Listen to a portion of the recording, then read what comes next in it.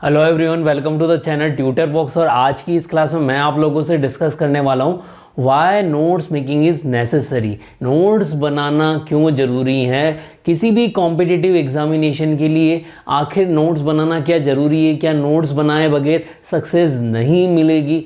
तो इन सभी बातों का जवाब हम आज इस वीडियो में ढूंढने की कोशिश करेंगे।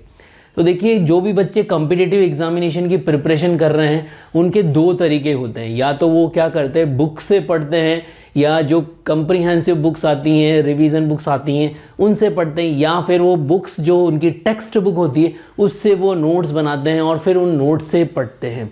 तो आखिर कौन सा तरीका कारगर होता है?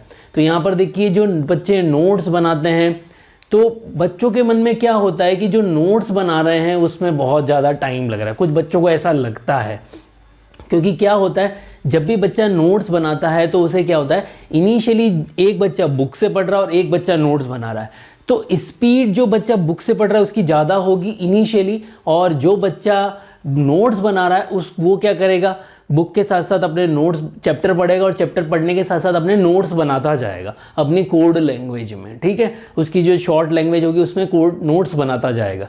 तो इनिशियली जो बच्चा केवल बुक से पढ़ रहा है और नोट्स नहीं बना रहा है उसको कम टाइम लगेगा, और जो बच्चा नोट्स बना रहा है उसको थोड़ा सा टाइम ज़्यादा लगेगा। सपोज़ करो एक बच्चा पूरे 8 महीने तक जो है मतलब पूरा सिलेबस पूरा करता है, तो इस दूसरे बच्चे को कम से कम 9 महीने लग जाएंगे। ठीक है, बट अब जब रिवीजन का टाइम आएगा, क्योंकि हम सब जानते हैं कि किसी भी एग्ज़ाम में सक्सेस लेने के लिए रिवीजन जो है सबसे बड़ी चीज़ है।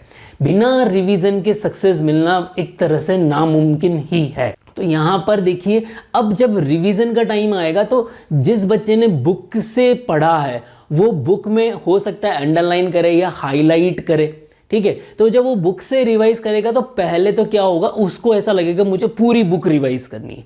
और जो बच्चा नोट से रिवाइज करेगा तो अब रिवीजन में जो है, नोट से रिवीजन करने वाले को कम टाइम लगेगा और बुक से रिवाइज करने वाले को ज़्यादा टाइम लगेगा। तो यहाँ पर देखिए, रिवीजन जो है की है सक्सेस की। तो अब ये बच्चा जो है जिसने नोट्स से पढ़ाई करी है, नोट्स बनाए हैं, उस बच्चे को क्या है, रिवीजन में कम टाइम लगेगा। तो जो बच्चा बुक से पढ़ा है वो हो सकता है एक बार ही रिवीजन कर पाए, और जो बच्चा नोट से पढ़ा है वो 2-3 बार रिवीजन कर सकता है, क्योंकि उसके पास अब वो फास्ट रिवीजन कर लेगा। ठीक है, क्योंकि अगर आप 12 महीने की तैयारी मान के चलते हो कि 12 महीने के बाद आपका एग्ज़ाम है, तो यहाँ 8 महीने लगे थे, तो अब इसको रिवीजन करने में 2-2.5 महीने लग जाएंगे, और ये 1 महीने में ही रिवीजन कर लेगा। ठीक है, फिर ये दोबारा रिवीजन करेगा, उतने तक तो इसका एग्ज़ाम आ जाएगा जिसने बुक से पढ़ा है। और जो बच्चा नोट्स बनाया है उसको कम से कम 2-3 बार रिवीजन कर लेगा। तो यहाँ समझिए, रिवीजन जो है इंपॉर्टेंट है, इसीलिए नोट्स बनाना बहुत ज़रूरी है। क्लियर, ये बात आपको समझ में आ गई। दूसरा बेनिफिट क्या होगा?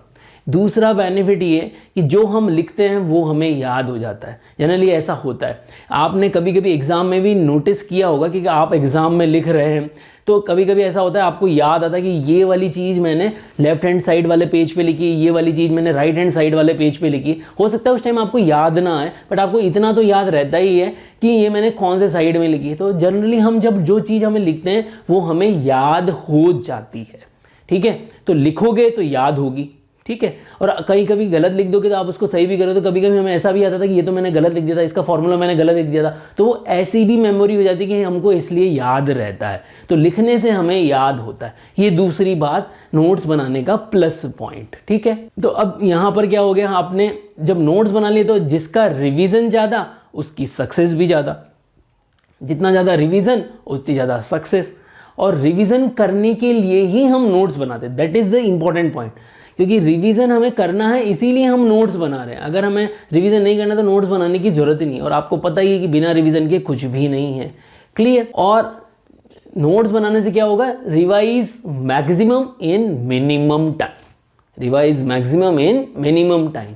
क्लियर, तो ये सारी बातें क्लियर हो गई। तो जब आप नोट्स बना रहे हैं तो एक बात का अवश्य ध्यान रखें कि किसी के भी बने बनाए नोट्स एज इट इज़ ना ले लें। आपको कभी कभी लगता है कि यार मेरा फ्रेंड बना रहा है उसी के नोट्स ले लूँ, तो आपको पता ही नहीं उसने क्या चीज़ स्किप कर दी और क्या क्या उसको लिखी है। क्लियर, तो हमेशा ध्यान रखें अपने खुद के नोट्स यूज़ करें, किसी के बने बनाए नोट्स यूज़ ना करें। ये ज़रूर हो सकता है कि आप किसी अपने नोट्स बनाने के लिए किस दूसरे फ्रेंड ने कैसे नोट्स बनाए उसको देख ले, उसका आइडिया ले लें, but as it is copy करना बिल्कुल भी सही नहीं है, क्योंकि उसमें उस बच्चे ने क्या चीज़ बुक के लिए छोड़ी और क्या चीज़ अपने को उसको याद रहती है। हर बच्चे का माइंड सेटअप जो है अलग अलग है। तो यहाँ पर आपने जो नोट्स बनाया है वो आपके अकॉर्डिंग है। कोई जो चीज़ आपको याद रह जाती है उसको आप नोट्स में नहीं लिखते, जो चीज़ टफ लगती है उसको आप नोट्स में लिखते हो, ठीक है। तो इसीलिए नोट्स बनाने के लिए कभी भी दूसरे बच्चों के नोट्स कॉपी ना करें। क्लियर? तो यहाँ पर इस वीडियो को यहीं अब विराम दे रहा हूँ, क्योंकि इसके बाद मैं आप लोगों को बताऊं कि हमको नोट्स कैसे बनाने हैं। यहाँ तो मैंने केवल इसकी आवश्यकता बता दी कि नोट्स बनाने की क्यों ज़रूरत है। नेक्स्ट लेक्चर में मैं आप लोगों को किस तरह से नोट्स बनाने हैं उसके बारे में बताऊंगा। तो आई होप आप लोगों को ये जो लेक्चर है वो समझ में आया होगा। अगर आप लोगों को ये लेक्चर समझ में आया तो इस लेक्चर को ज़्यादा से ज़्यादा बच्चों तक शेयर करें। जय भारत, जय हिंद।